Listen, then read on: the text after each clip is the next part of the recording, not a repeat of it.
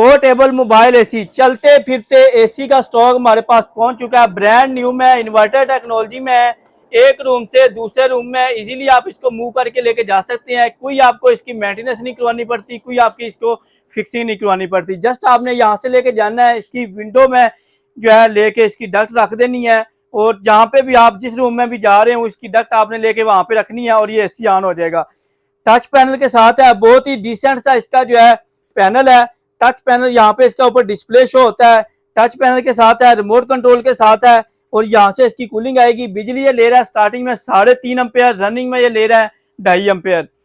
12x12 के room size के लिए बेस्ट है। हीट एंड कूल में है, इन्वर्टर टेक्नोलॉजी में है। तो ये आपको मिल जाएगा 1,05,000 रुपए का। पूरे पाकिस्तान में कैश ऑन डिलीवरी का ऑप्शन मौजूद है। लाहौर, इस्लामाबाद, सियालकोट में हमारी ब्रांचेज हैं। ऑनलाइन ऑर्डर बुक करने के लिए नंबर नोट कर लें 0301217508, 030294000101। लाहौर जोहर टाउन, जीवन मार्केट, गौरमे बैकरी से पहले ब्लू कलर का शायद प्लाजा है, उसके अंदर ग्राउंड फ्लोर के ऊपर 11 नंबर शॉप है। यहाँ पर विजिट करके भी ले सकते हैं।